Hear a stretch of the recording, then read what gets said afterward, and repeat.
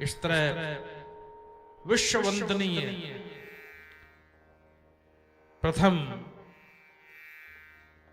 ईश भगवान शिव गणेश के पूजन से और उनकी बुद्धि से बहुत अधिक प्रसन्न हो गए और गणेश का विवाह संपन्न करा दिया। जहां सिद्धि बुद्धि होती है वहीं शुभ और लाभ होते हैं। एक बेटा क्षेम हुआ और एक बेटा लाभ हुआ। वो क्षेम को भी शुभ कह देते हैं। ये गणेश जी के परिवार सहित लोग अपने अपनी गद्दी पर लिख देते हैं। जो अब तो आधुनिक ऑफिसेज हो गए भाई, पहले तो गद्दी होती थी, अब गद्दी गायब हो गई, अब तो फर्नीचर लग गया, बढ़िया सेटअप हो गया। अब क्या है, एयर कंडीशन हो गया सब। वरना जो गद्दी लगती थी वो गद्दी शंकर जी की मानी जाती। जो व्यापारी की गद्दी होती थी, आज भी बहुत से हैं, अभी भी हैं, वो शंकर जी की गद्दी, उस पर उल्टा सीधा काम करना मना है। व्यापारी की गद्दी उपासना का मंदिर है, वहां शंकर विराजमान रहते हैं। और जहां धन का स्थान होता है वहां पर स्वस्तिक का चिन्ह होता है और श्री गणेशाय नमः ये लिखा जाता है। और एक तरफ लिखा जाता है शुभ और दूसरी तरफ लिखा जाता है लाभ। ये शुभ ही क्षेम है। ये बेटे हैं भगवान गणेश के, तो पिता पत्नी सहित ये सबके सब विराजमान है। शंकर जी भी वहीं, उनका बेटे गणेश जी महाराज वहीं, गणेश जी महाराज की दोनों पत्नियां वहीं। और इस तरह से जगत का कार्य व्यवहार चलता हो तो जीवन में कभी कष्ट नहीं आता। थोड़ा बहुत हानि लाभ जीवन का भले ही चलता रहे, लेकिन जीवन के परम सुख जिसको शांति कहा जाता है वो भगवान शंकर की कृपा से ही किसी को प्राप्त हो सकती। कार्तिकेय जी की भूमिका यह है कि उन्होंने तारक नाम के असुर को मारकर देवताओं को तारक के ताप से मुक्त कर दिया।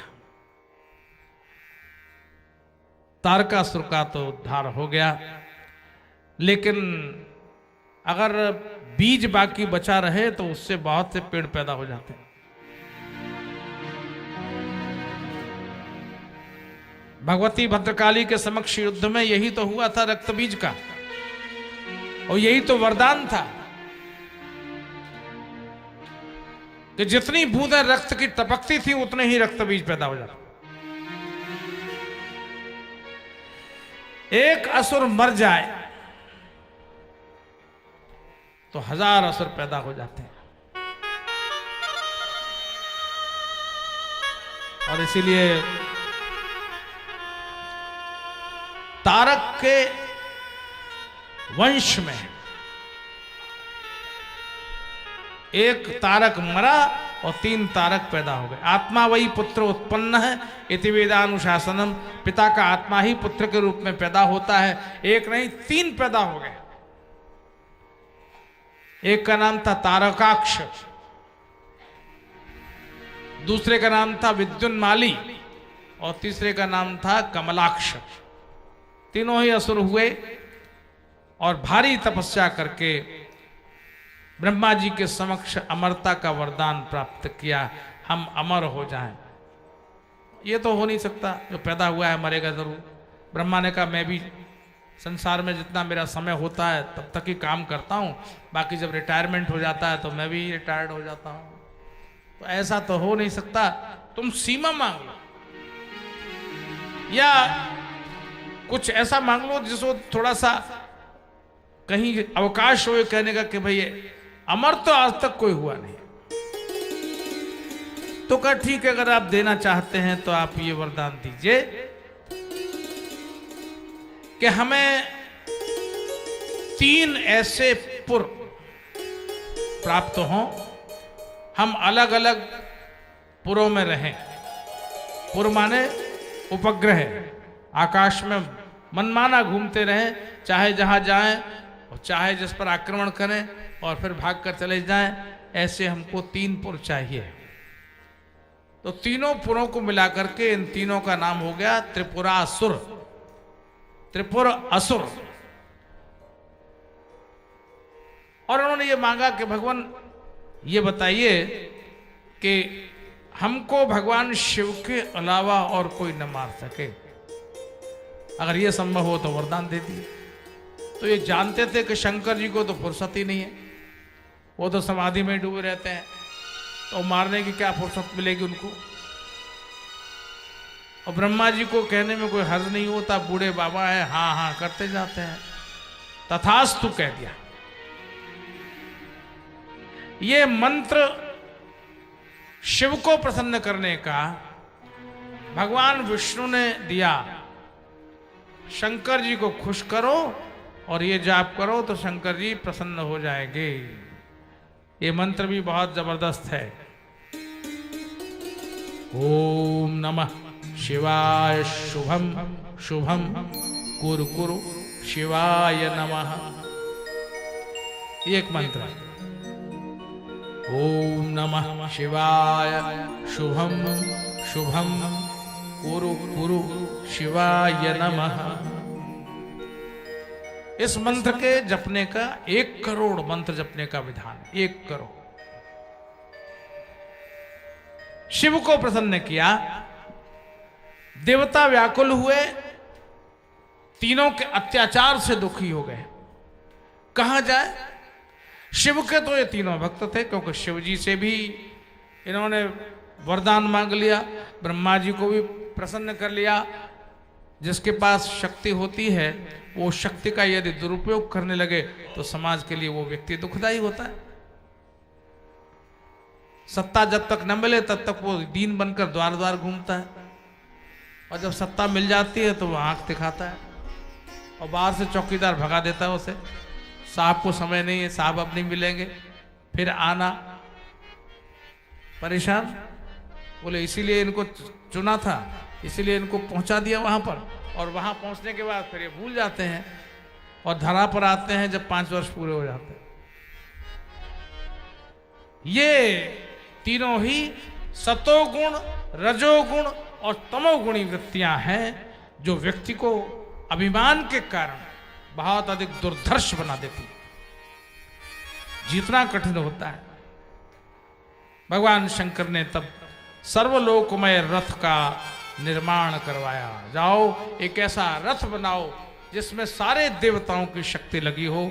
सर्वदेव में सर्वलोक में रथ बना और शिव ने उस रथ का ही उपयोग किया, त्रिपुर का उद्धार किया, त्रिपुरासुर का उद्धार किया। इसीलिए भगवान शंकर का नाम पड़ गया त्रिपुरारी।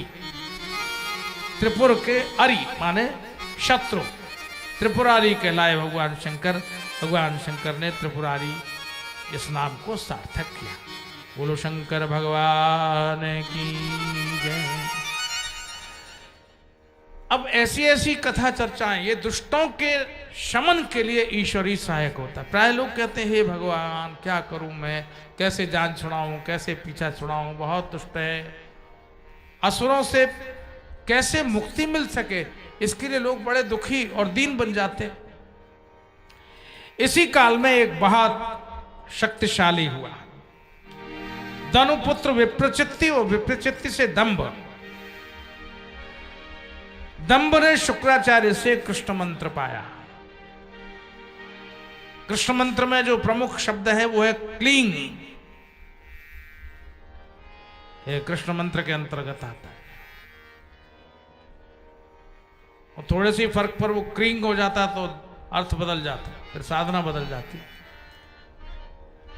एक वैष्णव मंत्र है, एक शाक्त मंत्र है। तो शंखचूड़ हुआ। कहते हैं शंखचूड़ पूर्व काल में गोलोक का निवासी था। उसका नाम था सुदामा। भगवान कृष्ण का मित्र था, परम सखा था। गोलोक में रहता था। एक बार श्री राधा रानी को उसने कुछ कटाक्ष कर दिया, तो राधा रानी ने शाप दे दिया, मूर्ख तेरी वृत्ति आसुरी है, मैं शाप देती हूं, जा तू असुर हो जा। श्री राधा के शाप के कारण वो सुदामा नाम का कृष्ण का मित्र, ये वो सुदामा नहीं है जो द्वारका गए थे, वो नहीं है, तो वो शंखचूड़ के रूप में संसार में अवतरित हुआ और उसके अत्याचार से बहुत लोग दुखी हुए। जाएं तो जाएं कहां, किस तरह प्राण बचाएं, समझ में नहीं आता था। देवता बहुत दुखी थे। तब भारी युद्ध हुआ है और इस शक्तिशाली असुर का विवाह धर्मध्वज की कन्या तुलसी के साथ हुआ। तुलसी बहुत तपस्विनी थी और विष्णु को प्राप्त करने के लिए तप कर रही थी, प्राप्त करना चाहती थी भगवान को, विष्णु को। लेकिन जब निर्देश हुआ कि नहीं नहीं तुम ऐसा करो, ब्रह्मा ने कहा तुम ऐसा करो, वो शंखचूड़ से विवाह कर, दोनों को मना लिया गया और शंखचूड़ का विवाह तुलसी के साथ हो गया।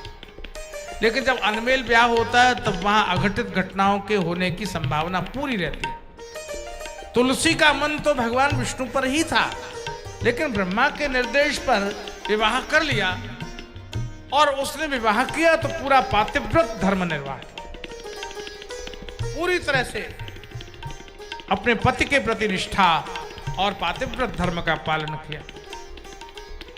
युद्ध बहुत प्रबल था, इसमें देवता जीत नहीं पा रहे थे, बड़ा भारी मजमा था दैत्यों का और देवताओं को कहीं रास्ता नहीं सूझ रहा था, कहां जाए ये समझ में नहीं आता था। तब भगवान विष्णु को दया आ गई और शंकर जी की सलाह पर भगवान विष्णु ने ब्राह्मण का रूप धारण किया और शंखचूड़ के पास एक ऐसा कवच था जिस पर कोई प्रभाव नहीं होता था युद्ध में, वो ब्राह्मण बनकर कवच मांग लिया।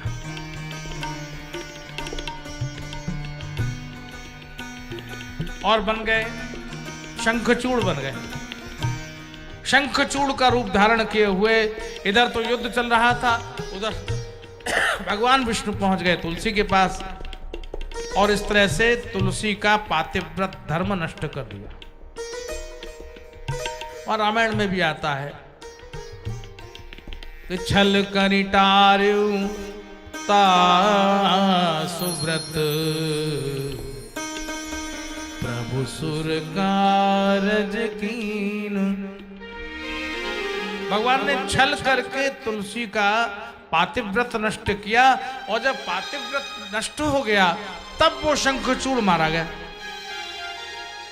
क्योंकि तुलसी के पातिव्रत शक्ति के कारण ही वो शंखचूड़ मर नहीं रहा था। बड़ी अजब कथा है, लेकिन ये सत्य कथा है। अगर उजाले की आड़ में अंधेरा पलता, अगर धर्म की आड़ में अधर्म पलता हो, अगर पुण्य की आड़ में पाप पलता हो, दिखने में वो सत्कर्म दिखता हो लेकिन लोग उसके पीछे असत्कर्म करते हो, दिखावे के लिए वो बड़ा भारी धर्म काम कर रहे हैं और उसके पीछे अधर्म का काम भी बड़ी तेजी से चल रहा है। बताइए ऐसा धर्म ठीक है या गलत है? जिस धर्म के पीछे अधर्म होता हो, बहुत घंट घड़ियाल बज रहे हैं और पीछे क्या हो रहा है? दिखने में बड़े अच्छे हैं, बड़ा भजन कर रहे थे, लेकिन वास्तव में क्या है? कमर तस्बीह पढ़ते जा रहे थे सूये में खाना। कमर जलालाबादी एक बड़े अच्छे शायर हुए हैं, हाथ में तस्बीह थी, मैंने माला थी, कमर तस्बीह पढ़ते जा रहे थे सूए में खाना। तो कहा जनाब ये आप हाथ में माला लिए जा रहे हैं, कहाँ जा रहे हैं? बोले जा तो रहे वहीं जहां मधुशाला है। तो ये हाथ में माला क्यों ले ली? जब वहां जा रहे हैं, पीने पिलाने की जगह पर जा रहे हैं, तो माला क्यों ली हुई है? तो कमर ने कहा कमर तस्बीह पढ़ते जा रहे थे सूए में खाना। लोग देखें तो समझें ये बड़े अल्लाह वाले हैं, लोग समझें बड़े भारी भगत हैं। तो हाथ में माला है और जैसे ही वो जगह आ जाएगी वही माला छोड़ दूंगा, जेब में रख लूंगा और सीधे मधुशाला में घुस जाऊंगा। क्या ये ठीक है? धर्म की आड़ में अगर अधर्म पलता हो, पुण्य की आड़ में यदि पाप पलता हो, सत्कर्म की आड़ में यदि असत्कर्म होता हो, तो ऐसा सत्कर्म भी नष्ट कर दिया जाना चाहिए। शंखचूड़ नाम का जो असुर था, उसकी शक्ति तुलसी थी। और तुलसी इसलिए थी कि तुलसी का पातिव्रत धर्म ही शंखचूड़ को शक्ति प्रदान कर रहा था। और जब तक पातिव्रत धर्म रहता तब तक शंखचूड़ मारा नहीं जा सकता था और देवताओं को इसका कष्ट सहना ही पड़ता। तो क्या करें? भगवान शंकर बन गए शंखचूड़ और उन्होंने जाकर उसका पातिव्रत धर्म नष्ट कर दिया, क्योंकि लोहे से लोहा कटता है।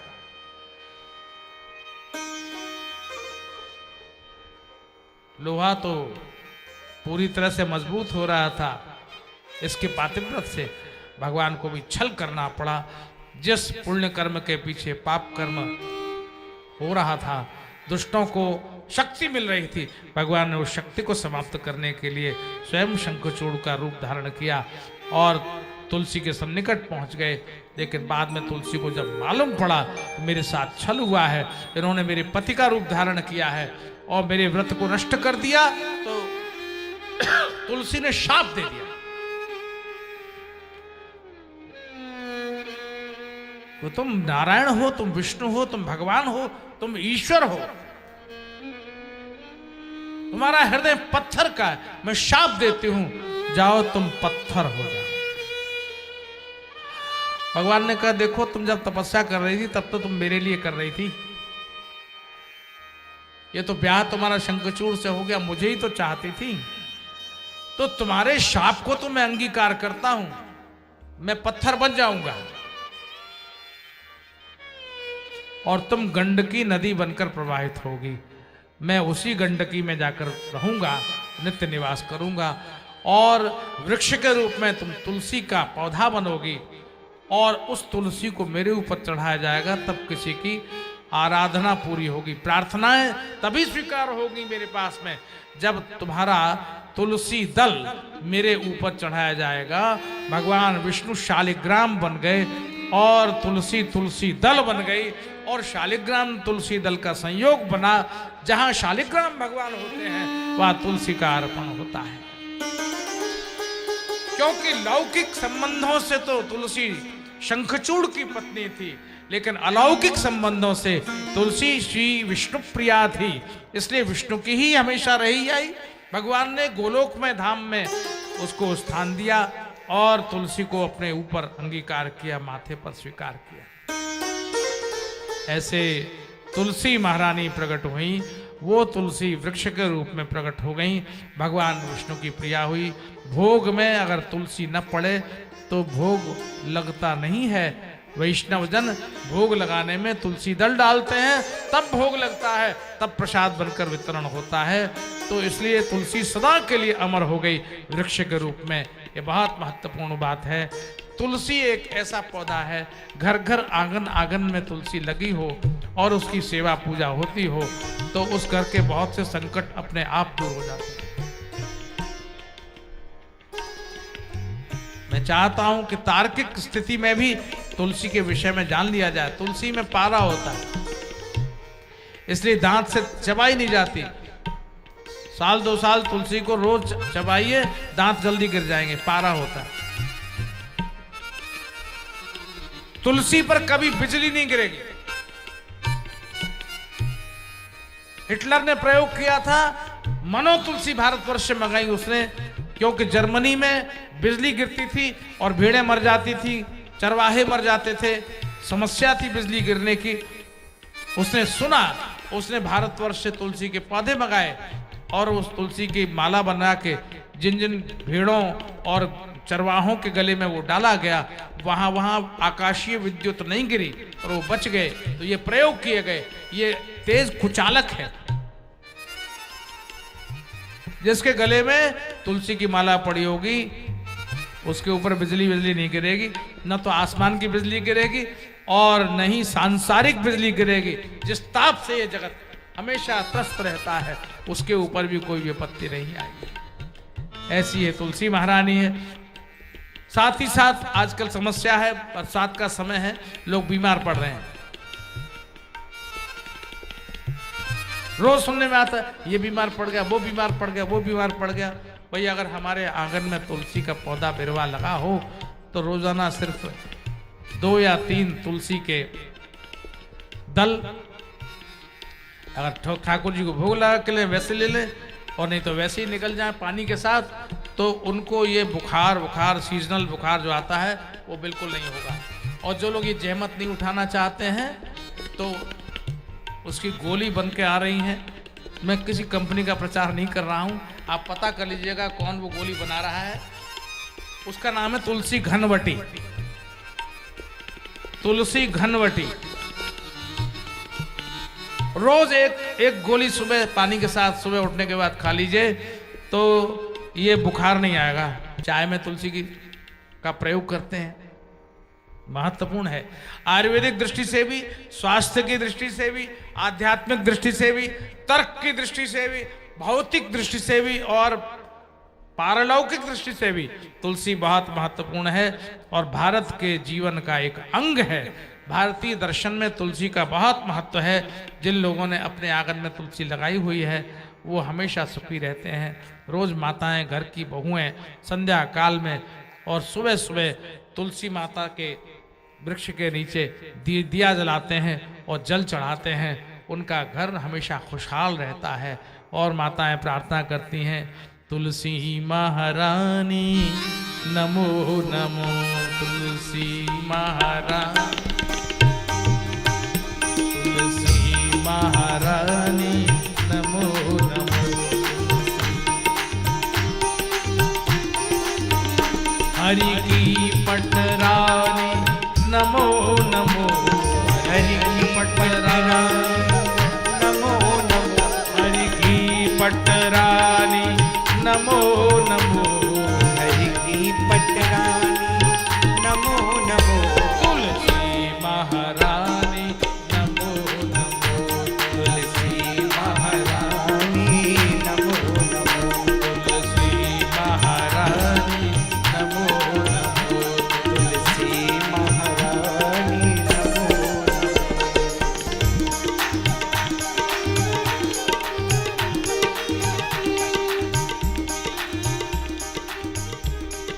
ये भगवती देवी तुलसी का महात्म्य है।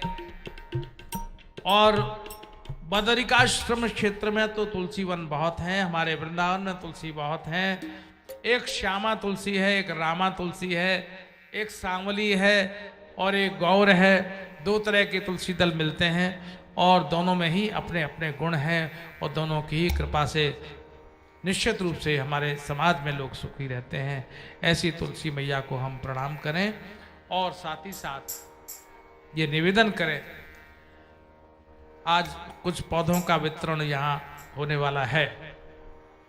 पर्यावरण की बातें लिखने में, अखबारों में, पुस्तकों में बहुत की जा रही हैं, लेकिन व्यावहारिक रूप से पर्यावरण शुद्धि के कितने प्रयास हो रहे हैं ये हमें नहीं मालूम। लेकिन फिर भी जैसे एक एक बूंद से सागर बनता है, वैसे ही अपने छोटे छोटे प्रयास से हम इस पृथ्वी के वातावरण को शुद्ध करने की चेष्टा करें। आज पर्यावरण प्रदूषण इतना बढ़ गया कि उससे हम मुक्त कैसे होंगे, ये भयावहता हमारे जीवन में आ गई। तो वृक्षारोपण कीजिए, तुलसी के पौधे लगाइए। और पीपल तो अपने आप हो जाता है, लेकिन पीपल की जड़ें इतनी व्यापक होती हैं, लोग घरों में लगाने में डरते हैं उनको अलग हटा देते हैं, लेकिन एक पीपल को अगर आपने अपने हाथों से हटा दिया है तो एक की जगह 5 पीपल के पौधे कहीं ना कहीं लगाइए। उसमें ऑक्सीजन की मात्रा ज्यादा होती, दिन में और रात में। हम लोग दिन में कार्बन डाइऑक्साइड खूब निकालते हैं और रात में भी निकालते हैं, लेकिन पीपल की विशेषता है कि वो रात में ऑक्सीजन ज्यादा निकालता है, इसलिए पीपल के नीचे सोने वाले कभी कभी बेहोश भी हो जाते हैं। पीपल को हमारे यहां भगवान का रूप माना गया है। भगवान कृष्ण ने गीता में कहा है कि वृक्षों में मैं पीपल हूं, वृक्षाणाम अश्वत्थोस्मि, वृक्षों में मैं अश्वत्थ हूं, माने पीपल। कोई भी पेड़ आप लगाएं, पहले छायादार फलदार वृक्ष लगा करते थे, आज छायादार फलदार वृक्षों का अभाव हो गया। बिना छाया के बिना फल के पेड़ों के लगाने का रिवाज हो गया, लंबे लंबे हो जाएंगे तो कहने लगे जी शोभा बहुत होती है। और शोभा तो होती है, लेकिन उसका उपयोग हमारे पर्यावरण को शुद्ध करने का कितना होता है, इसके प्रति भी हमारी जागरूकता होनी चाहिए। तो आप सब लोगों को बहुत बहुत इस बात के लिए मैं आशीर्वाद देता हूं कि आपके हृदय में अगर ये बात बैठ जाती है तो आप, पिछली बार जब यहाँ शिव पुराण हुआ था तो मैंने आपको निवेदन किया था, 5000 पौधों का वितरण यहाँ हुआ था और इस आश्वासन के साथ लोगों ने मुझे कहा था कि हम इसमें जल देंगे, इनको पालेंगे।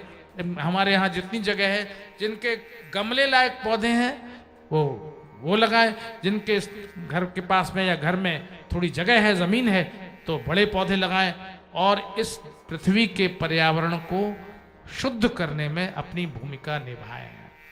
ये आपकी भूमिका बहुत महत्वपूर्ण होगी और इससे बड़ी उपासना और कोई हो नहीं सकती। अगर इस विश्व के समस्त प्राणियों को और मानव जाति को बचाना है तो इसके लिए बहुत कोशिशें इसी प्रकार से करनी पड़ेगी। हम पानी बचाएं, पौधे लगाएं, शुद्धि रखें और साथ ही साथ इस बात की कोशिश सदैव बनी रहे, जैसे बाहर का वातावरण शुद्ध होता है वैसे अपने मन को भी बड़ा शुद्ध और निर्मल बनाए रखें, तो एक ये सारा संसार आनंद के घर में परिवर्तित हो जाएगा। ये मैं आप सबको शुभकामना देता हूँ। अब श्री तुलसी विवाह का सुंदर अवसर है, यहाँ श्री तुलसी और शालिग्राम के विवाह का। हाँ, एक बात और बतानी रह गई, उससे लोग बहुत डरे हुए हैं। किस बात से डरे हुए हैं? मंगली बेटा बेटियों की शादी में मंगली, ये मंगली मैच होता ही नहीं।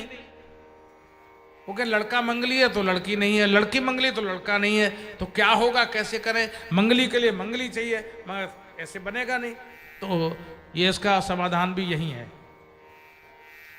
जैसे तुलसी का विवाह भगवान शालिग्राम से हुआ, वैसे ही एक समाधान हमारे विद्वानों ने किया है कि अगर मंगली का चक्कर हो और दिक्कत आ रही हो तो फिर विवाह से पहले उसी समय जो मुहूर्त निकला है उसी समय शालिग्राम जी के साथ कन्या का ब्याह करा दें, चाहे वो मंगली हो चाहे मंगला हो।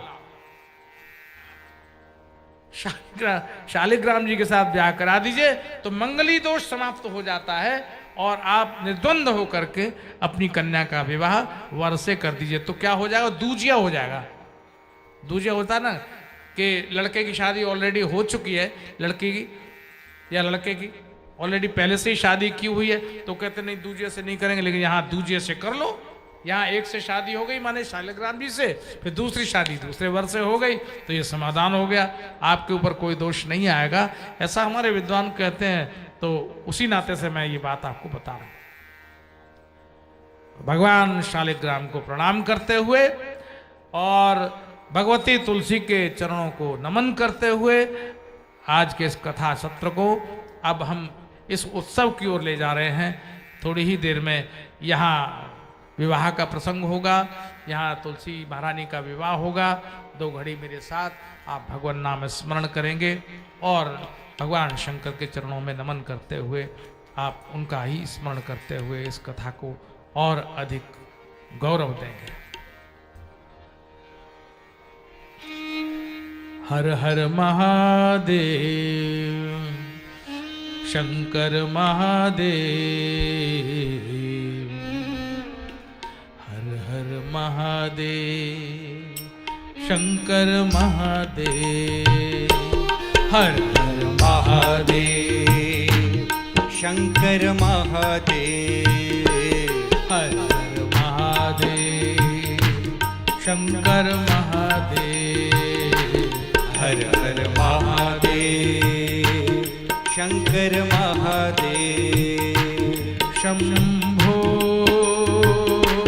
हर हर महादेव, शंभो हर हर महादेव, शंभो हर हर महादेव, शंभो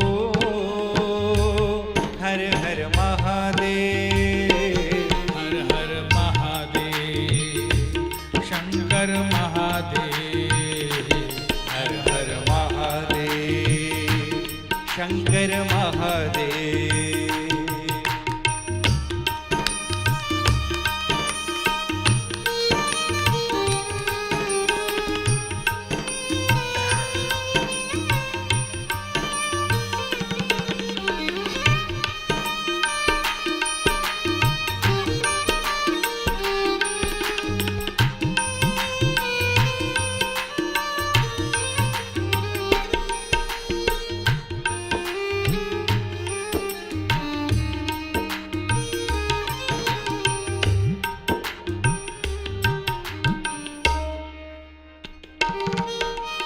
विश्वनाथ शंभो, काशी विश्वनाथ शंभो, विश्वनाथ शंभो, काशी विश्वनाथ शंभो, विश्वनाथ शंभो, काशी विश्वनाथ शंभो, विश्वनाथ शंभो, काशी विश्वनाथ शंभो, हर हर महादेव शंभो, काशी विश्वनाथ शंभो, हर हर महादेव शंभो, काशी विश्वनाथ शंभो, हर हर महादेव शंभो, काशी विश्वनाथ शंभो, हर हर महादेव शंभो, काशी विश्वनाथ शंभो। नमः पार्वती पते, हर हर महादेव, हर हरिः ॐ मा स्वस्ति न इन्द्रो वृद्धश्रवाः स्वस्ति नः पूषा विश्ववेदाः स्वस्ति नस्तारिक्षो अरिष्टनेमिः स्वस्ति नो बृहस्पतिर्ददातु बृहदसवां मारुतः प्रणिमातरः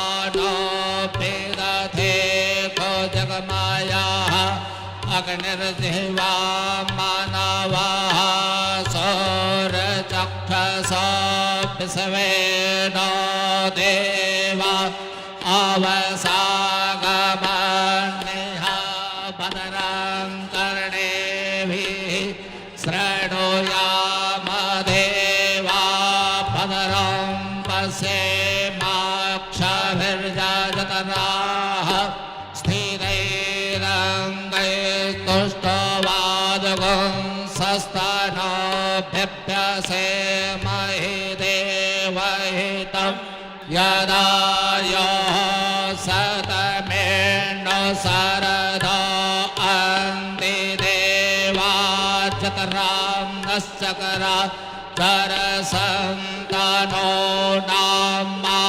पुत्रास जत्रपितरो भवन्ति मानो मदयारे रेखतायुर्गन्तः आदित्यर्जोरदितिरन्तरिक्षमदितिर्माता सपिता सपुत्राः सवे देवा अदितिः पञ्चजना तमदितिर्जनितवाम्मा यो शान्तिरन्तरिक्षकुं शान्तिः पृथिवी शान्तिरापः शान्तिरोषधयः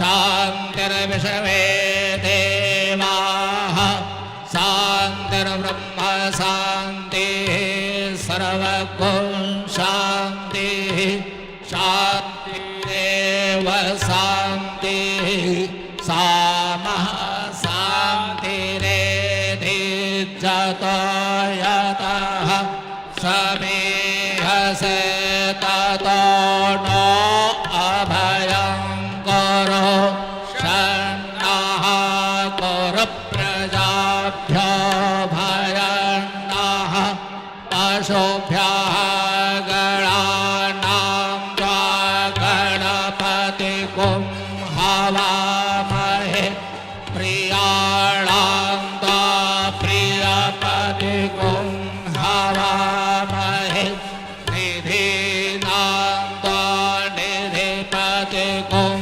हवामहे वसो मम आहनजानि गर्भधाम त्वमजासि गर्भधाम अम्बे अम्बिके मालिके न मानयति कश्चन सस्यस्वकः सौभद्रिका काम्पि लवाशिनी मा ॐ शान्ति शान्ति सुशान्तिर्भवतु। बोलिए विष्णु प्रिया श्री तुलसी महारानी की जय हो, श्री शालिग्राम भगवान की जय हो, आज के आनंद की जय हो। ॐ ध्येयं सदा परिभवग्नमभीष्टदोहं तीर्थास्पदं शिवविरिञ्चनुतं शरण्यं प्रत्यार्तिहं प्रणतपालभवाभिपोतं वन्दे महापुरुषते चरणारविन्दं वेदान्तवेद्यमपि गुह्यमनन्तमाद्यं तापत्रयानलनिवारणमध्यमूलं वृन्दावनस्थलविहारविनोदलीलं वन्दे महापुरुषते चरणारविन्दं श्रीमहापुरुषचरणकमलेभ्यो नमः। हरिः ॐ मा सहस्रशीर्षा पुरुषा सहस्राक्षः सहस्रपाद विद्वं सर्वतस्कृतवात्यतिष्ठसाङ्गुलं पुरुष एवेदगुं सर्वं यद्भूतं यच्च भाव्यं उतामृतत्वस्येषानो यदन्येनातिरोहति एतावानस्य महिमातो ज्ञायास्य पूरुषः पादोऽस्य विश्वाभूतानि त्रिपादस्यामृतं दिवि त्रिपादोर्ध्वोदे पुरुषः पादोऽस्येहा भवत्पुरः ततो बिखवं व्यक्रामशासनानसने अभि ततो विराडजायत विराजो अधिपूरुषः सजातो अत्यर्ज्यत पश्चाद्भूतिमथो पुरः तस्माद्दत्ना सर्वभूताः सम्प्रेतां प्रेखदाज्यम् असोस्ताश्चकरे वायव्यानारण्याग्राम्याश्च चेत् तस्माद्दग्ना सर्वहोतरिचाः शामानि जग्निरे तस्माद्यस्तु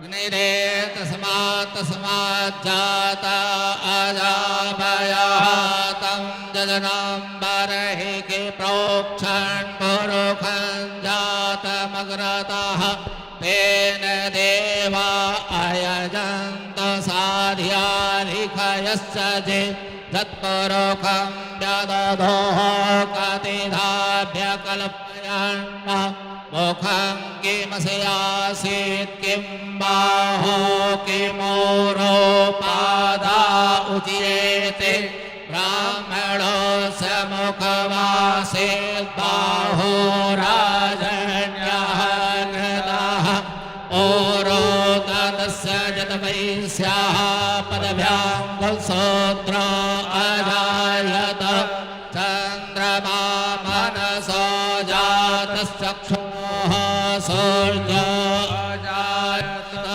श्रोत्रात् वायुश्च प्राणश्च मुखादग्निरजायत नाभ्या आसीदन्तरिक्षगुंशिष्णोद्योः समवर्तत पदभ्यां विद्धिसः श्रोत्रात् तथा लोकान्तकल्पयन् तत्पुरुषेण हविषा देवा जग्मतन्वत वसन्तोऽस्यासीदाज्यं दिग्मयिन्महासरद्धभिः समदास्यासन् परिधयस्त्रीः सप्त समिधाः कृताः देवाजगनं तन्वाना अवदनं पुरुखं पशुम् तेन जन्मयजन्त देवास्तानि धर्माणि प्रथमान्यासन् देहनागं महिमानः सजन्त यत्र पूर्वे साध्याः सन्ति देवाः। हरिओम हरिओम हरिओम हरिओम श्री शालिग्राम भगवान की जय। विष्णु प्रिया तुलसी महारानी की जय। विष्णोः कर्माणि पश्य यतो व्रतानि पस्पसे इन्द्रस्य युज्यः सखा तुलस्यै नमः वृन्दायै नमः विष्णुप्रियायै नमः प्रियायै नमः। बधाई है बधाई, बधाई है बधाई, बधाई है बधाई, बधाई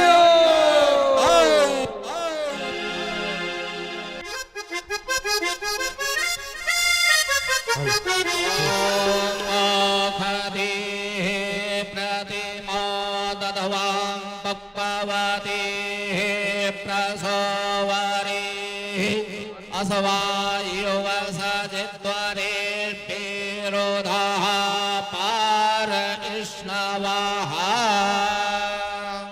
हेलो हेलो ओ दुल्हन बनाओ री ऐसी सजाओ री, दुल्हन बनाओ री ऐसी सजाओ री, लागू में गोरी शाम की, मैं तो दुल्हन बनूंगी घनश्याम की, मैं तो दुल्हन बनूंगी घनश्याम की, ओ मैं तो दुल्हन बनूंगी घनश्याम की, मैं तो दुल्हन बनूंगी घनश्याम की।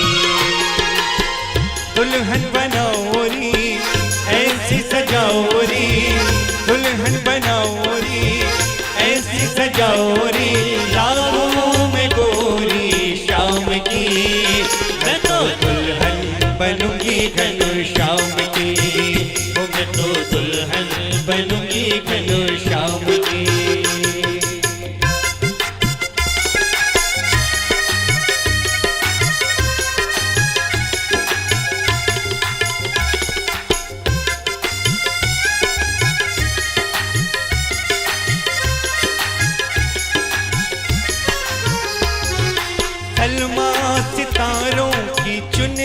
सजाओ, सलमा सितारों की चुनरी सजाओ, सलमा सितारों की चुनरी सजाओ, सलमा सितारों की चुनरी सजाओ, ऐसो मेरो 16 सिंगार कराओ, ऐसे ऐसो मेरो 16 सिंगार कराओ, ऐसो मेरा बिंदिया सजाओ कृष्ण नाम की, बिंदिया सजाओ कृष्ण नाम की, मैं तो दुल्हन बनूंगी घनश्याम की, मैं तो दुल्हन बनूंगी घनश्याम की, दुल्हन बनाओ री ऐसी सजाओ री, दुल्हन बनाओ री ऐसी सजाओ री, लागू में गोरी शाम की, मैं तो दुल्हन बनूंगी घनश्याम की, मैं तो दुल्हन बनूंगी घनश्याम की।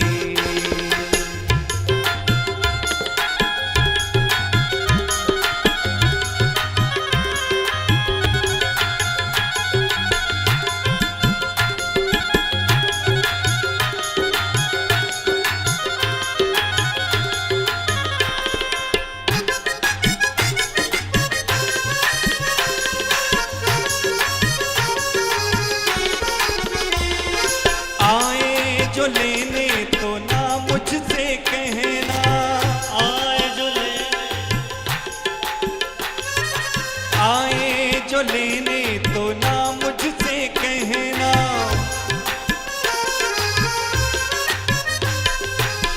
श्याम शरण में मैं जाऊंगी बहना, श्याम शरण में मैं जाऊंगी बहना, मेहंदी रचाओ कृष्ण नाम की, मेहंदी रचाओ कृष्ण नाम की, हो मैं तो दुल्हन बनूंगी घनश्याम की, मैं तो दुल्हन बनूंगी घनश्याम की, मैं तो दुल्हन बनूंगी घनश्याम की, मैं तो दुल्हन बनूंगी घनश्याम की, दुल्हन बनाओ री ऐसी सजाओ री, दुल्हन बनाओ री ऐसी सजाओ री, लागू में गोरी शाम की, मैं तो दुल्हन बनूंगी घनश्याम की, मैं तो दुल्हन बनूंगी घनश्याम की।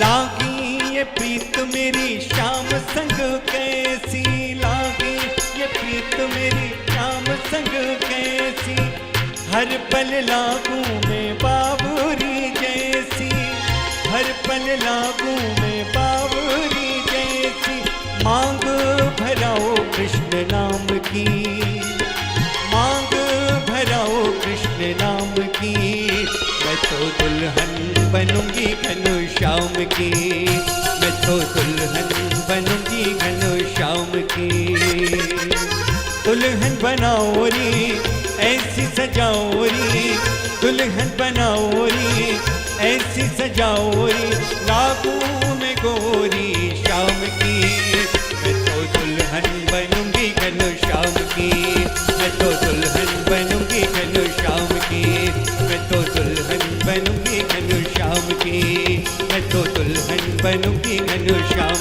की, दुल्हन बनाओ री ऐसी सजाओ री, दुल्हन बनाओ री ऐसी सजाओ री, लागू में गोरी शाम की, मैं तो दुल्हन बनूंगी घनश्याम की, मैं तो दुल्हन बनूंगी घनश्याम की, मैं तो दुल्हन बनूंगी घनश्याम की, मैं तो दुल्हन बनूंगी घनश्याम की, मैं तो दुल्हन बनूंगी घनश्याम की, मैं तो दुल्हन बनूंगी घनश्याम की। भगवान शालिग्राम की, तुलसी महारानी की, आज के आनंद की, समस्त बरातियों की, समस्त घरातियों की, आज की मिठाई की। स्वामी अवधेशानंद जी महाराज, हम उनका अभिनंदन करते हैं, वंदन करते हैं। इस अवसर पर उनकी उपस्थिति, संत दर्शन से जो पुण्य मिलता है उससे बड़ा पुण्य और क्या हो सकता है। सारा भक्त समाज जो यहाँ उपस्थित है, जो भगवान शालिग्राम और भगवती तुलसी के इस विवाह में अपने आप को सम्मिलित कर रहे हैं, वे भाग्यशाली हैं और भगवान की इस लीला में अपने आप को सम्मिलित करके धन्य हो रहे हैं। उन सब के प्रति बहुत बहुत शुभकामना। उनके जीवन में इसी तरह से आनंदोत्सव मनता रहे, खुशियां होती रहें, नाचते गाते रहें और अपने लिए नहीं, भगवान के लिए ये उत्सव इसी तरह मनते रहें। तो भगवान की ओर से आप सबको बहुत बहुत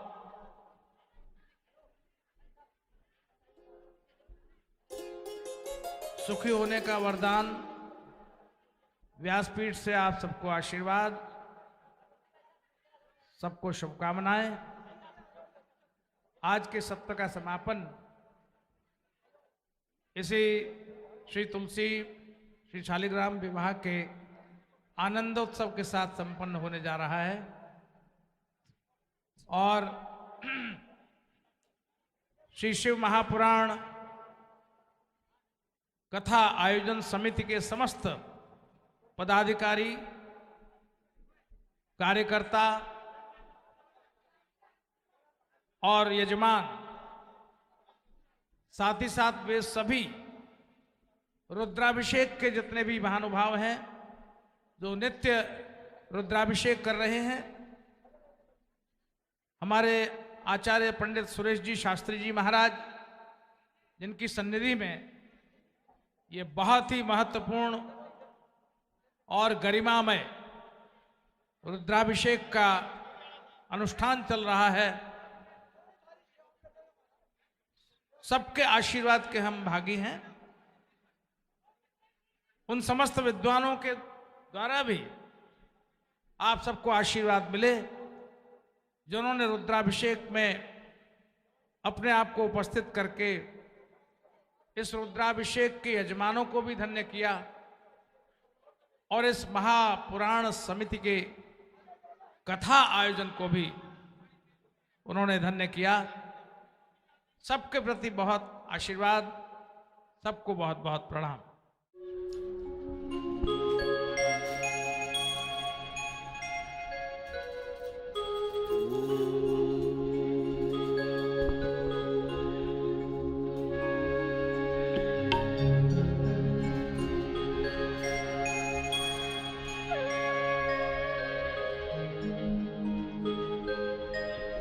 गजाननं भूतगणादिसेवितं कपित्थजम्बूफलचारुभक्षणम् उमासुतं शोकविनाशकारिकं नमामि विघ्नेश्वरपादपङ्कजम् कर्पूरगौरं करुणावतारं संसारसारं भुजगेन्द्रहारं सदा वसन्तं हृदयारविन्दे भवं भवानी सहितं अतुलितबलधामं हेमशैलावदेहं धनजीवनपिशानं ज्ञानिनामाग्रगण्यं सकलगुणनिधानं वानराणामधीशं रघुपतिप्रियभक्तं वातजातं नमामि नीलाम्बुजश्यामलकोमलाङ्गं सीतासमारोपितवामभागम् पाणौ महासायकचारुचापं नमामि रामं रघुवंशनाथं नमामि कृष्णं यदुवंशनाथं गुरुर्ब्रह्मा गुरुर्विष्णु गुरुर्देवो महेश्वरः गुरुर्साक्षात् परब्रह्म तस्मै श्री गुरुवे नमः।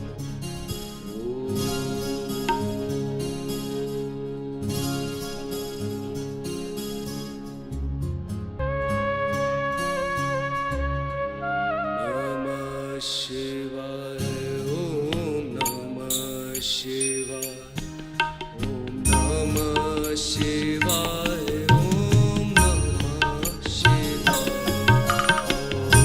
नमः शिवाय ओम नमः शिवाय ओम नमः शिवाय ओम नमः शिवाय नमः शिवाय ओम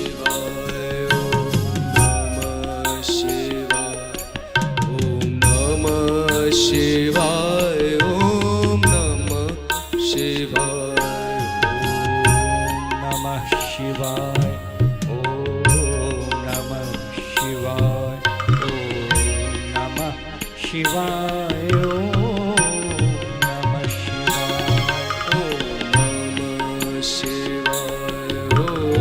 ओम नमः शिवाय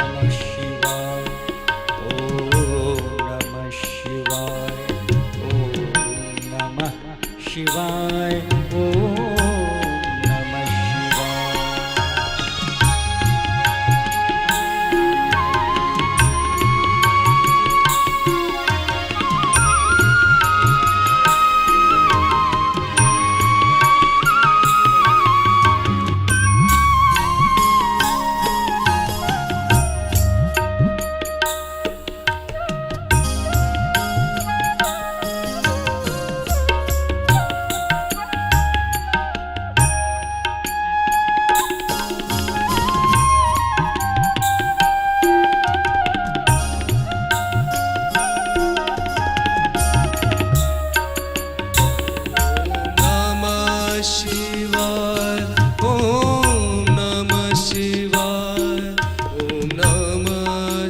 शिवाय ओम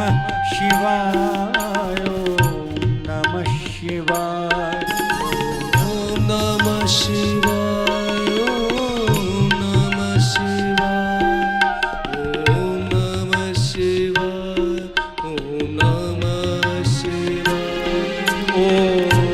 नमः शिवाय ओम नमः शिवाय ओम नमः शिवाय ओम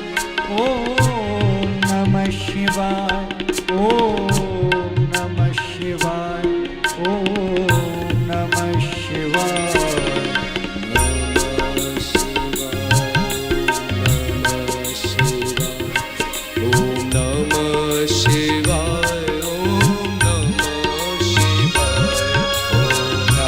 नमः शिवाय ओम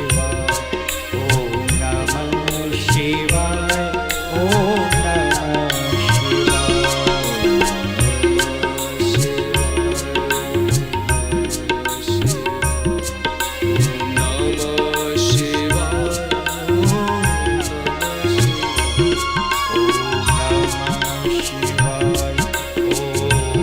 नमः शिवाय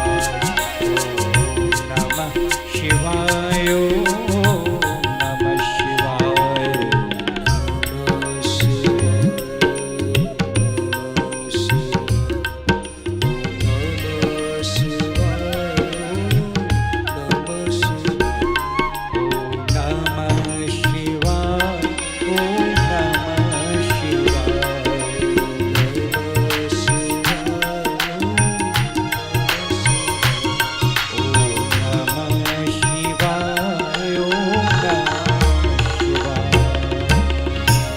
नमः पार्वती पतिये हर हर महादेव। इस जीवन का वास्तव में क्या उद्देश्य है, इसका वास्तव में कैसे आनंद लिया जा सकता है। और आनंद तभी उत्पन्न होता है जब आप स्वयं से परिचित होते हैं।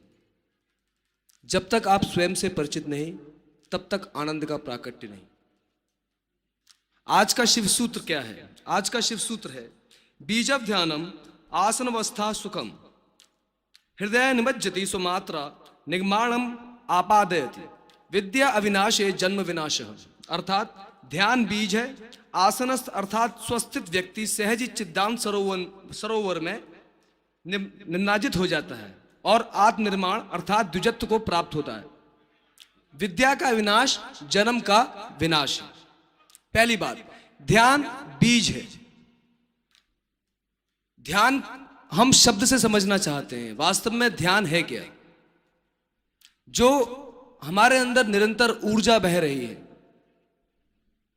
जब उसका प्रवाह बाहर की तरफ होता है, शरीर से बाहर की तरफ, जैसे जहां भी अभी आपकी दृष्टि है, जो भी आप देख रहे हैं, जहां भी उसका प्रवाह चल रहा है, आपके अंदर वही प्रवाहित कर रहा है।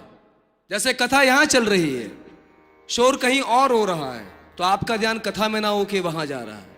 यह है आपका मन, यह है आपकी स्थिति। आते हैं कथा सुनने, ज्ञान लेने, पर जरा सी बाहर की कोई आहट होती है तो ध्यान भटक जाता है, कथा छूट जाती है,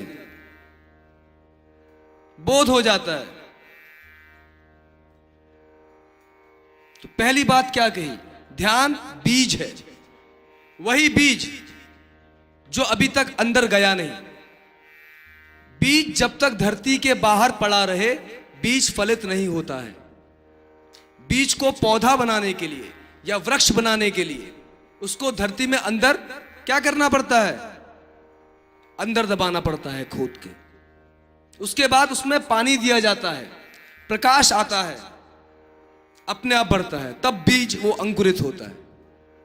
जो हमारे अंदर का बीज है अभी तक बीज ही है, कारण वो बाहर पड़ा है। बाहर का अर्थात मन की यात्रा कर रहा है। जो भी बाहर सुनना, देखना, ये क्या है?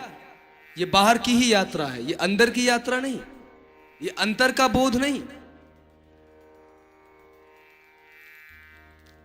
ध्यान, मन को मार देना ही ध्यान का नाम है। जितनी भी ऊर्जा, मनुष्य अपने जीवन की समस्त ऊर्जा बाहर की ओर बहाता है, समस्त ऊर्जा। उसी से उसके सुख का निर्माण, उसके दुख का निर्माण होता है। और इसलिए वो कहता है मैं बंधन में फंस गया। वास्तव में इससे सोचा जाए तो क्या बंधन है? बंधन है तो बंधन बनाया किसने? हमने अपने आप को बंधन में जकड़ रखा है। बंधन बनाने वाले भी हम स्वयं ही हैं। इसलिए शिव पहला सूत्र यही कहते हैं, ध्यान बीज है। क्या होता है? हमारी भी ऊर्जा दो प्रकार से खर्च होती है। एक फिजिकल लेवल पे, शारीरिक स्तर पे, और एक अंदर के तल पे। जो गरीब है उसके जीवन में बहुत श्रम है, बहुत शारीरिक श्रम है। उसके पास इतनी फुर्सत नहीं कि वो अंदर की यात्रा कर सके, कर ही नहीं सकता। उसकी यात्रा केवल शरीर के लिए हो रही है, उसको समय ही नहीं मिलता। इसलिए गरीब कम दुखी है, पूरी नींद में सोता है, पेट भर खाता है। अमीर के मुकाबले गरीब कम दुखी है। बीज बाहर ही पड़ा है, बाहर की ही यात्रा कर रहा है। एक क्षण भी हम शांत हो नहीं सकते। नास्तिक से कभी आस्तिक क्यों नहीं जीत पाता? नास्तिक का प्रश्न ही यही होता है, ईश्वर है तो दिखाओ। और यह प्रश्न ही गलत है, क्योंकि पूछने वाले के अंदर ही बीज छिपा पड़ा है। जिस ईश्वर को वो पूछ रहा है, देखने की बात कर रहा है, वो स्वयं उसके अंदर है, लेकिन एक बीज की बात, उसका कोई उपयोग नहीं। ध्यान एक ऐसी अवस्था होती है जब बीज आपने जमीन में गाड़ दिया, मन का पूरी तरीके से अतिक्रमण हो गया, मन है ही नहीं। मन को मारने की जरूरत नहीं है।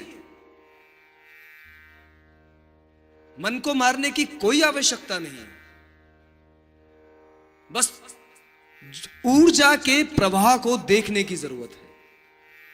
जो एनर्जी का फ्लो बाहर की ओर हो रहा है, अगर वही अंदर की तरफ मुड़ जाए तो ध्यान का प्राकट्य होता है। जापान में जैन फकीर होते हैं, उनकी अपनी पद्धति होती है ध्यान की। क्या पद्धति है? वो कहते हैं जैसे हो वैसे बैठ जाओ, बस जैसे खड़े हो तुरंत बैठ जाओ और कुछ नहीं।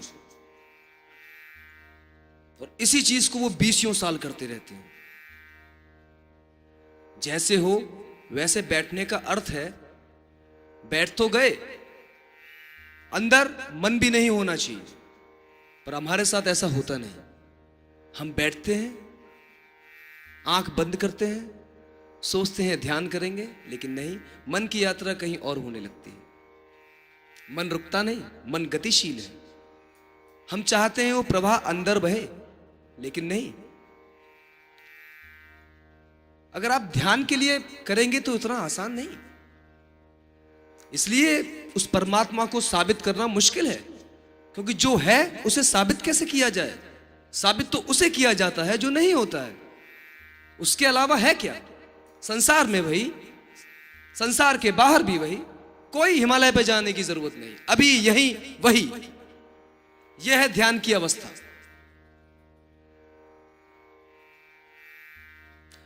स्वामी विवेकानंद, जब उनका नाम नरेंद्र था, वो जाते थे, उनके प्रश्न ही ऐसे होते थे। जाते थे महात्माओं के पास, उनका पहला प्रश्न ये होता था, क्या आपने ईश्वर को देखा है? तो ज्यादातर तो पहले ही मना कर देते थे, नहीं नहीं देखा। कुछ थे वो कहते थे हाँ देखा है। विवेकानंद पूछते थे क्या हम मुझे दिखा सकते हो? कहते थे नहीं, असमर्थ है। क्योंकि किसी और का परमात्मा दिखाया ही नहीं जा सकता। आपको केवल स्वयं का ही परमात्मा मिल सकता है। किसी और का बनाया हुआ परमात्मा आपका परमात्मा नहीं, किसी और का बनाया हुआ शिव आपका शिव नहीं। आपका शिव आपका शिव है, उसकी यात्रा आपको ही करनी पड़ेगी, कोई और नहीं। आपका बीज आपको ही बोना पड़ेगा। गुरु इसीलिए आता है, आपको आपके भगवान से मिलाने, आपको आपके शिव से मिलाने, सांसारिक इच्छाओं की पूर्ति के लिए नहीं, आपको आपसे मिलाने के लिए। जब पहुंचे हैं विवेकानंद स्वामी रामकृष्ण परमहंस के पास और उनसे पूछा क्या आपने ईश्वर को देखा है?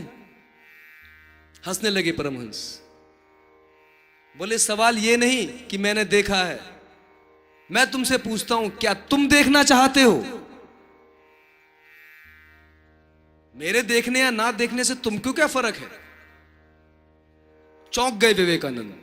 उस समय नरेंद्र के नाम से जाने जाते थे। बोले ये कैसा प्रश्न, अभी तक किसी ने लौट के उनसे ऐसा प्रश्न किया ही नहीं था। यही गुरु है।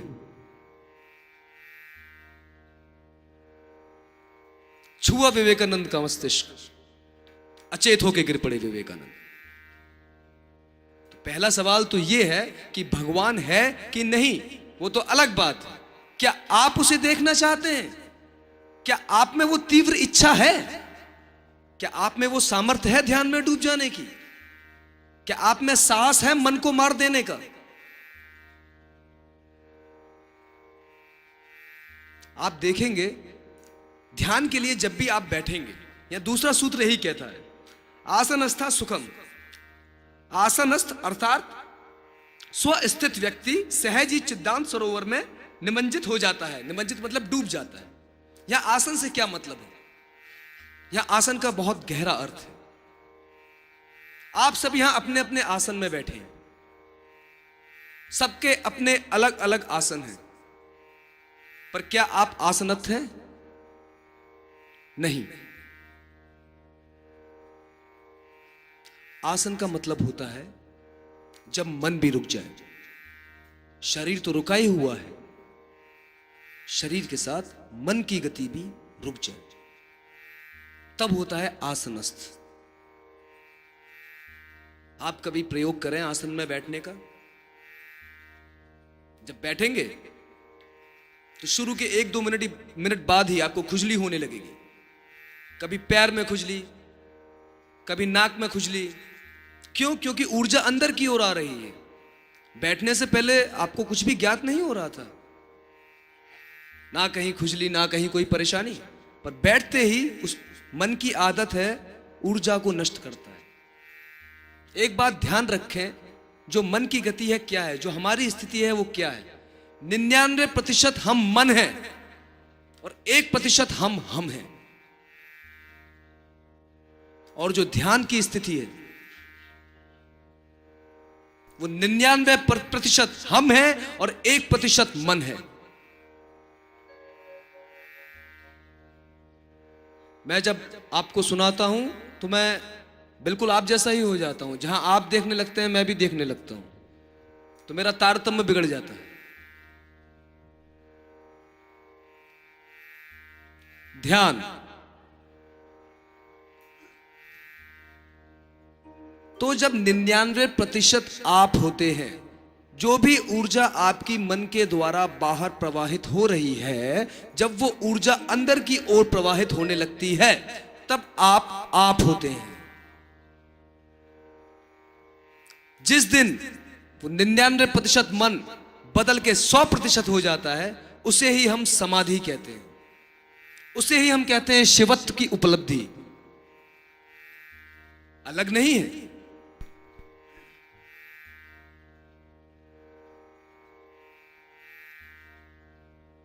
कहां गई मीरा, कहां गए कबीर।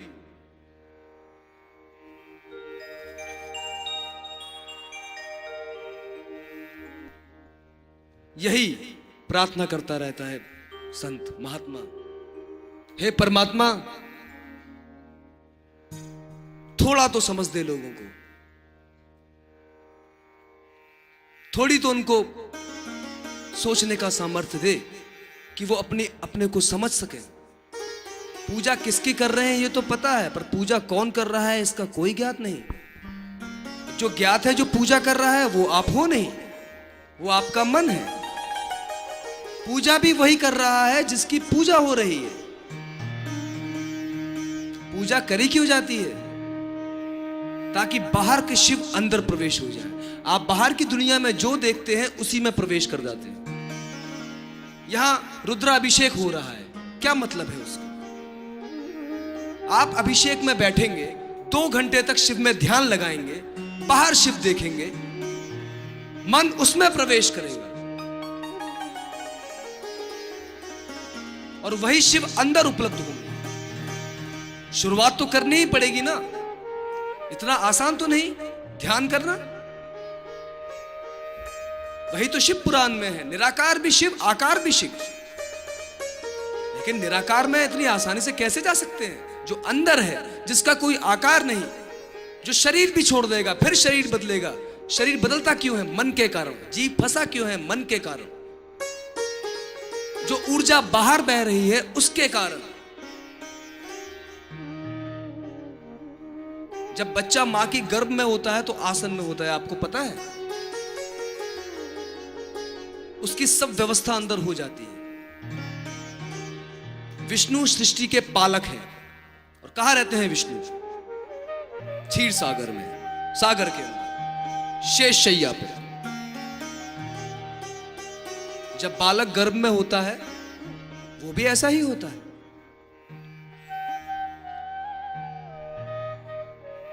कोई दुख नहीं होता।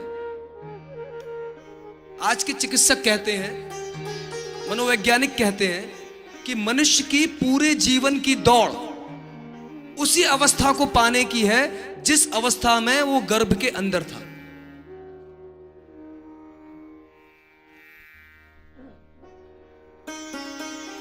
इसीलिए ब्राह्मण को 2 संस्कार होते हैं। शास्त्रों में कहा गया है जन्म से हर कोई ब्राह्मण है, हर कोई विप्र है। जो पैदा होता है 5 साल का बच्चा, वो किसी को आशीर्वाद देगा तो जरूर फलित होगा। उसके अंदर ईश्वर की झलक ज्यादा है। ताजा है। हम मन से पुनरुक्ति करते करते हमारे अंदर कुछ ताजा बचा नहीं, और वही दुनिया संसार हमारा मंत्र बन गया। ऊर्जा बाहर ही फैलनी चालू हो गई। आप आज से ही अभ्यास करें, कोई भी जो आपको अच्छा लगता हो आसन, जिसमें आप सुखी हो, आपको दिक्कत ना हो, उस आसन में बैठे 1 घंटे तक प्रयास करें वैसे ही बैठे रहने का। मन कहता है ना सुने, बुद्धि कहती है ना सुने। 3 हफ्तों में आप पाएंगे आपका शरीर आदी हो गया। अब उसको बैठने में कोई दिक्कत नहीं। अब वो आसन में आसानी से उतर सकता है, बैठा रह सकता है। इसी विधि को आप करते रहेंगे तो 6 महीने बाद आप पाएंगे कि आपका मन भी समाप्त हो गया। पहले शरीर वश में आ जाए, मन शरीर से है, ध्यान रखिए। इसलिए भागवत में भी कहा जितासनो, पहली चीज आसन जीतो। श्वास तो बात की बात, पहली चीज आसन को जीतना है। और आसनत का मतलब है शरीर ही नहीं, मन की अवस्था भी।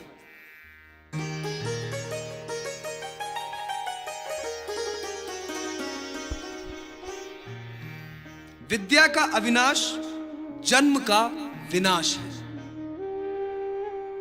जैसा कि मैंने कल भी चर्चा करी थी, अंदर बाहर एक हो जाता है, बाहर की यात्रा करके वापस आ जाता है। इस स्थिति में देखिए सूत्र वही है, कहना वही चाह रहे हैं, लेकिन जिसको जैसे समझ में आए। बार बार सुनने की जरूरत नहीं, एक छोटी सी घटना ही पूरे जीवन में क्रांति ला देती है। वैराग्य को अभ्यास नहीं किया जाता, वैराग्य फलित होता है। और वैराग्य का मतलब छोड़ के भागना नहीं, वैराग्य का मतलब पकड़ छोड़ देना। वैराग्य का हमारे यहां शुरू से गलत अर्थ लगाया जाता है, छोड़ दिया छोड़ दिया छोड़ दिया। सबसे पहली बात, आपका है क्या जो आप छोड़ेंगे? वैराग्य बहुत अच्छा शब्द, विशेष।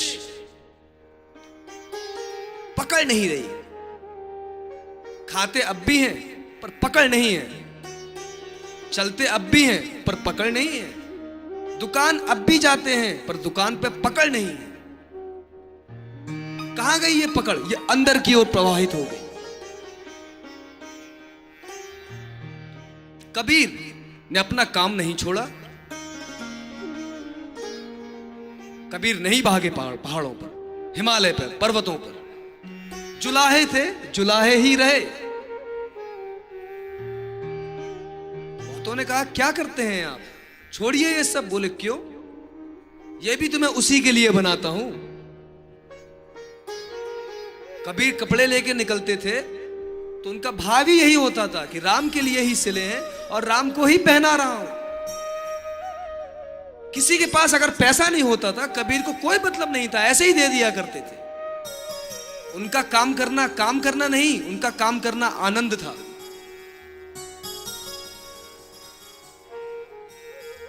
चाहे मीरा हो, चाहे कबीर हो,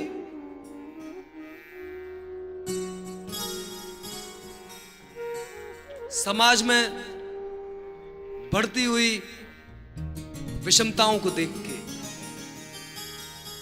संत के दिल से यही निकलता है, ईश्वर कुछ तो।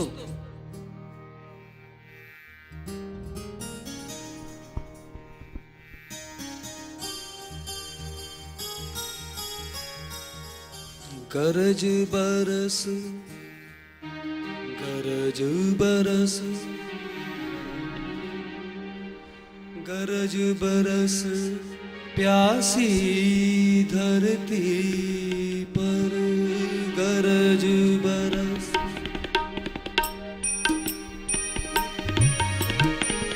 गरज बरस प्यासी धरती पर, फिर पानी दे मौला।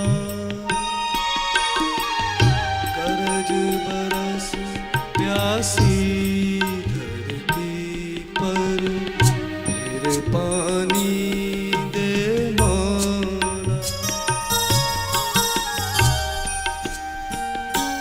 परसों फिर मंदिर से बाहर आकर चारों ओर बिखर जा। फिर मंदिर से बाहर आकर चारों ओर बिखर जा। फिर मंदिर को कोई मीरा, फिर मंदिर को कोई मीरा, दीवानी दे मौला। गरज बरस प्यासी धरती पर फिर पानी दे मौला।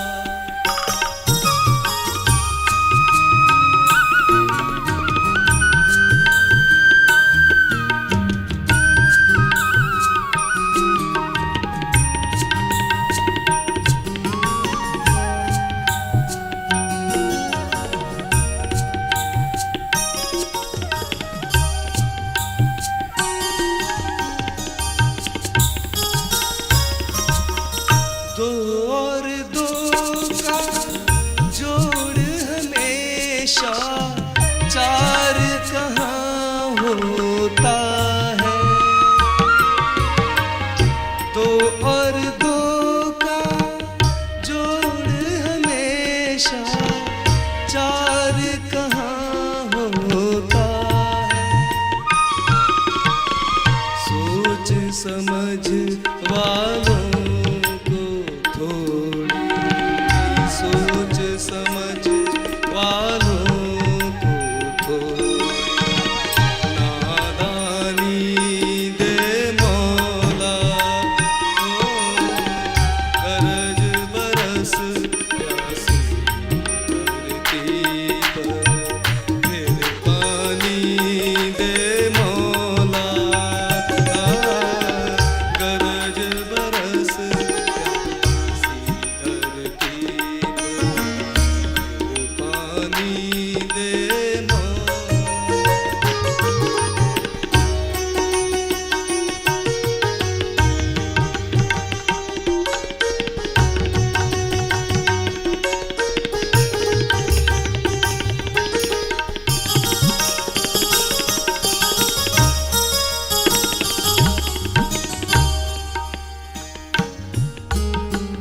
फिर रोशन कर जहर का प्याला, चमका नई सलीबें।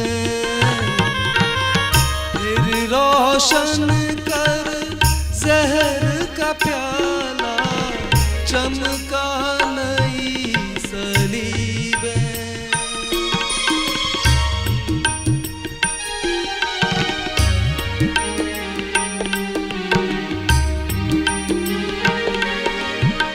फिर रोशन कर जहर का प्याला, चमका नई सलीबें। झूठों की दुनिया में सच को, झूठों की दुनिया में सच को ताबानी